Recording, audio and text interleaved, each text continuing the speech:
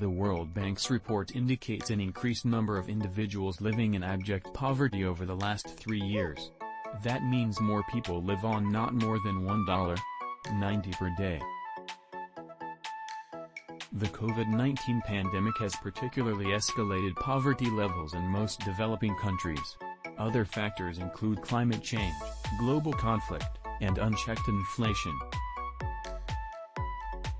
In addition, before you trade Bitcoins, make sure to invest in having a reliable trading platform such as Bitcoin. Profit-poverty levels have declined steadily over the last few years until the global pandemic disrupted the trend. Also, 75 to 95 million people might face more economic challenges in the following years, especially in developing countries. During the post-COVID period, developing nations faced more challenges, including rising unemployment, high crime rates, corruption, and political instability. And these challenges have increased poverty levels further. Consequently, citizens don't have the opportunity to improve their lives. Some are even unable to support their families or loved ones financially. Developing countries' challenges have pushed more citizens to search for green pastures in developed nations. Others have turned to platforms to purchase and sell cryptocurrencies for profits. The potential gains have made this crypto asset popular in developing nations. Some experts argue that Bitcoin could help deal with the rising poverty in these areas.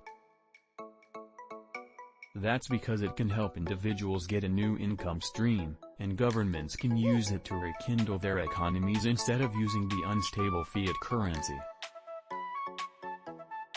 Several developing nations have adopted Bitcoin as their legal tender.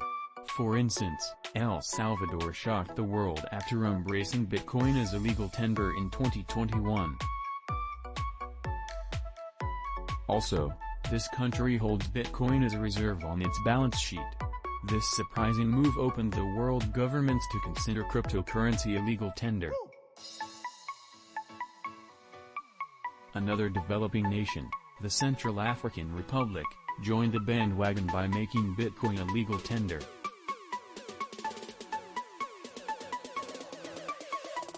After El Salvador's move, the country's president called upon the central banks and monetary authorities from other countries to attend a Bitcoin conference, which African countries' representatives dominated. The meeting discussed the digital economy, financial inclusion, and unbanked banking. Also, the representatives discussed Bitcoin's benefits and rollout in El Salvador. However, developing countries have challenges that hinder rapid crypto adoption as a legal tender, including corruption, distrust, and infrastructural deficit. Some reports indicate that several countries have banned cryptocurrency, while others have uncertain regulations.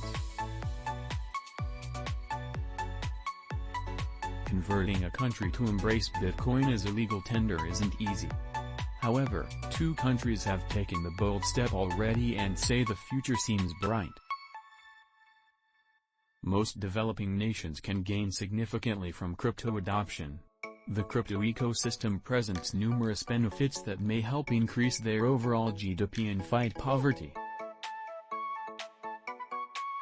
For instance, Satoshi Nakamoto created Bitcoin to help the underbanked and unbanked. Developing nations have more than 50% of their population without access to essential financial services or banking infrastructure. Blockchain technology and Bitcoin's rise in these countries could help people participate in the global financial ecosystem. That's because they would allow them access to low-cost and fast digital cash they can spend anywhere.